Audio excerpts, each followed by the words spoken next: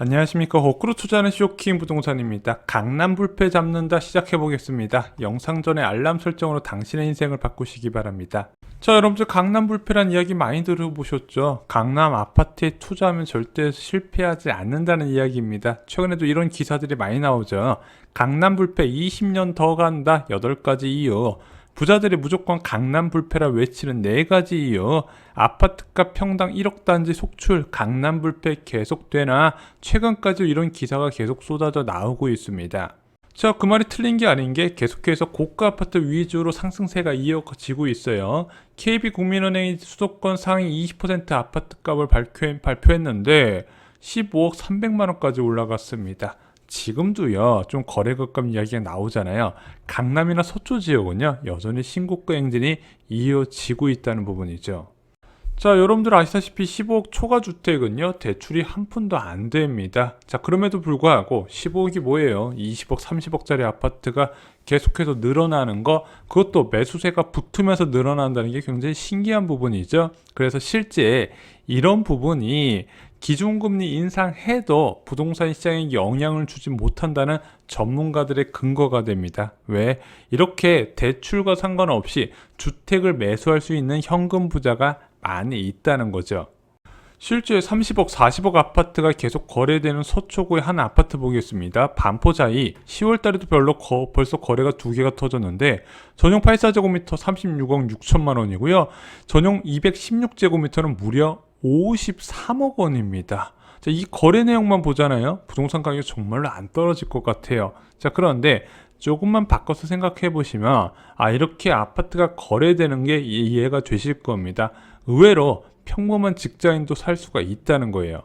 자, 예를 들어 2015년에 위례든 광교든 신도시를 분양받은 사람이 있다고 가정을 해보겠습니다. 5억에 분양받았는데 올해 15억에 매도를 했어요.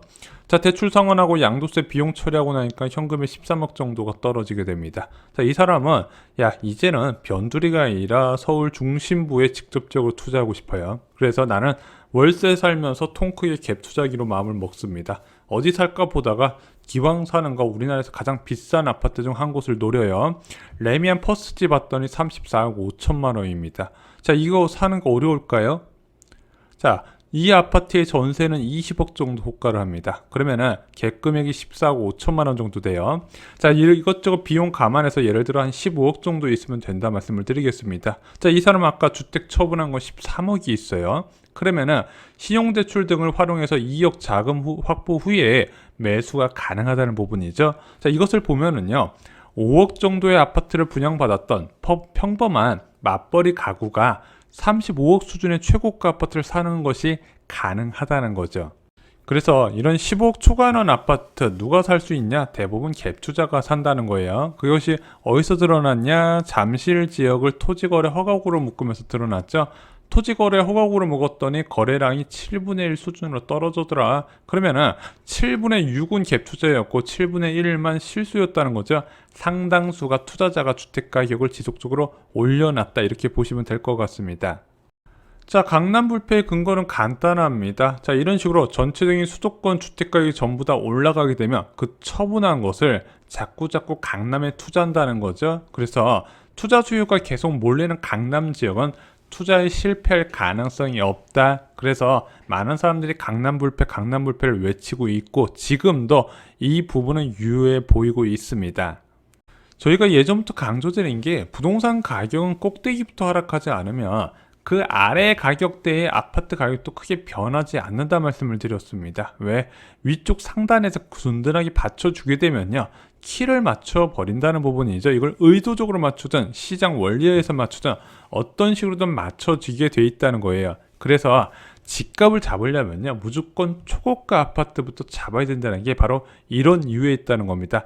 위에서 서초구나 강남 지역 아파트가 30억, 35억을 찍고 있는데, 그 아래에 있는 잠실 지역에 있는 아파트 또는 다른 마용성과에 있는 아파트가 10억, 12억 이렇게 갈 리가 없다는 거죠. 자, 그런데 눈에 띄는 기사가 있었습니다. 머니투데이에서 금리 인상 못 이긴 강남 아파트 불패론, 과거 집값을 한번 살펴보자 그랬더니 2006년에 고점을 찍고 나서 아파트 가격이 2010년 이후에 수억씩 뚝뚝 떨어지더라. 금리 인상이 주요 변수다. 그래서 어느 정도 떨어지나 봤더니 음마아파트는 11억 6천에서 7억 3천으로 37% 가까이 하락했고요. 도곡 레스르 아파트는 28.7%, 그리고 압구정 현대 6차 7차 아파트는요 25억 5천에서 15억 2천으로 40% 하락을 했다고 합니다. 자, 이것을 왜 금리랑 연관될까 한번 살펴볼게요. 기준금리가 올라갈 때 왜 이런 투자 수요가 끝도 없이 몰리는 강남 지역 아파트 가격이 떨어지는지 보자는 거죠. 먼저 수요와 공급으로 나눠서 보겠습니다. 수요부터 볼게요. 아까 매수자가 30억대 아파트 사는 방법이 있다 말씀드렸죠. 기존 주택을 처분하고 신용대출을 확보하고 전세 보증금을 포함해서 매수를 하게 됩니다. 자, 그런데 기준금리가 올라가게 되면 기본적으로 대출금리가 가장 먼저 올라가게 됩니다. 자, 이 대출금리 인상은요, 실소자들의 매수 부담을 느끼게 해요. 자, 그러면은 아까 고가 아파트는 투자 수요가 많다 그랬고, 수도권 전체적으로 실소자가 많은데 이 실소자 매수세가 감소하게 돼요. 왜? 대출이자 부담 때문에. 그러면은 기존 주택 처분이 안 되는 거잖아요. 처분하고 나서 고가 상급지로 갈아타야 되는데 그게 안 된다는 겁니다. 두 번째는요, 신용대출 확보해서 투자를 해야 되는데 신용대출 이자가 늘어나다 보니까 자금 마련이 용이치가 않은 거예요. 자, 최근에 신용대출 규제가 강화됐죠. 연봉 이내로만 대출을 해주고 있습니다. 과거처럼 200%, 300%안 되고 있어요. 게다가 지속적으로 대출 금리가 올라가면서 거래량이 뚝 떨어졌습니다. 그러면서 그 강남 불패라고 하는 서초구 지역마저도 거래량이 뚝 떨어졌어요. 작년 12월에 440건까지 거래가 됐었는데, 자, 지금 9월 달에 123건, 그리고 10월 달에 74건만 등록됐다는 겁니다. 그 많은 아파트 단지에 거래가 이 정도밖에 안 된다는 거예요. 자, 그런데 부동산 가격의 의미 있는 하락은요, 수요 감소가 아닌 공급 증가로 일어난다 말씀드렸습니다. 자, 그럼 어떻게 공급 증가가 일어날 수 있을까? 계속 갖고 있으면 복이 온다는 게 머릿속에 깊이에 박혀 있을 텐데, 먼저 예금금리가 상승해야 된다 말씀을 드렸어요. 아까 34억 5천만 원짜리 기준금리 0.5%, 예금금리 0.8%에서는요 이자가 2,760만 원밖에 안 됩니다. 그러면 그냥 이거 팔아서 현금 보유하기보다는 주택을 갖고 있는 게 더 낫다고 판단을 해요. 자, 그런데 미국에서 기준금리 3% 맞추고 대한민국이 2.25%까지 기준금리를 올려서 예금금리가 3% 됐다고 가정을 해보겠습니다. 이 34억 5천을 은행 예금에 맡겨놓으면 세전 이자 기준으로 1억 넘는 이자가 떨어지게 됩니다. 그러면 당연히 매도자 입장에서는 한번 고민을 해보는 거예요. 자, 이쯤에서 계속 주택을 갖고 있을까? 지금 수요도 줄었는데 이거 처분해서 자금을 잠깐 예금으로 옮길까? 그래서 지속적인 금리 인상은요, 매도 물량 증가에도 영향을 주기 때문에 지속적인 금리 인상에 따라서 부동산 가격이 조정될 수 있다 말씀드렸습니다. 또한 매매 가격 하락을 위해서는요, 전세값 하락도 반드시 동반이 되어야 됩니다. 대표적으로 헬리오시티발 역전세난 상황에서 보면요, 서초구 지역도 영향을 많이 받았거든요. 자, 왜냐면은 2년 전 전세 시세에 비해서 가격이 한 2억에서 3억 정도 떨어진 게 보이시죠?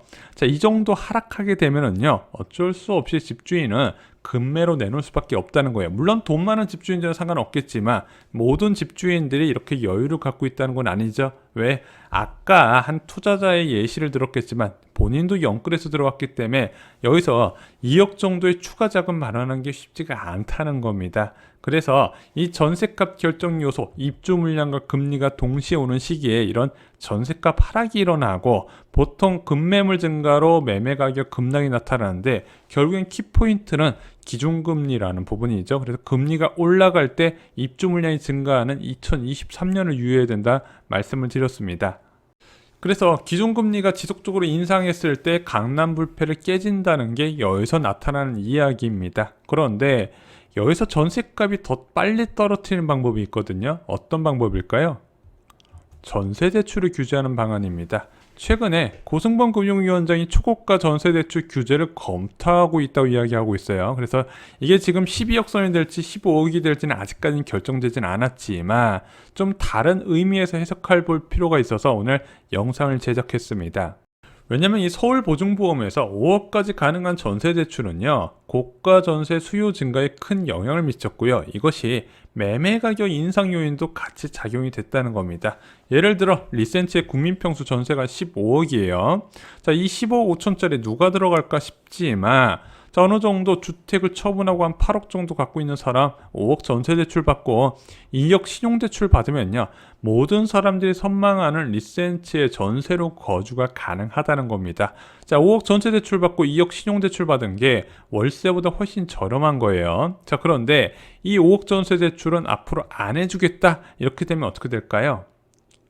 기준금리 인상과 더불어서 수요 급감을 이룰 수가 있다는 겁니다. 자, 그런데 아까 말씀드렸다시피 이런 갭 투자하는 사람들은 전세 가격 하락을 생각하고 투자하는 사람들이 그렇게 많지 않아요. 자, 그런데 갑자기 2년 전보다 전세 가격이 급속도로 하락하네? 그러면은 그때부터 문제가 된다는 거죠. 자, 고승범 금융위원장의 다른 목적이 실제 전세 대출 금액에서 좀 나타나는 부분입니다. 지난 9월에서 10월까지 서울에서 거래된 13,600건의 전세 계약 중 보증금이 15억 이상인 경우는 2%밖에 안 돼요. 303건이란 이야기입니다. 자, 그래서 이거 다 최대 5억 받았다 치더라도 1,500억 원밖에 안 돼요. 자, 지금 가계부채 규모가 2,500억 원 규모 줄인다고 전반적인 감소세가 나타날까요? 그렇지는 않다는 거죠. 그래서 다른 의도가 보인다는 겁니다. 부채 축소보다 다른 효과를 기대한다는 것인데, 그 효과가 바로 맨 꼭대기부터 주택가격이 가장 비싼 가격대부터 압력을 늘리겠다는 거예요. 어떤 식으로? 전세 가격을 하락시켜서 매매 가격을 하락시키고, 맨 꼭대기 아파트 가격이 무너지게 되면 그 아래 아파트 가격도 자연스럽게 조정되잖아요. 그것을 노린다는 거죠.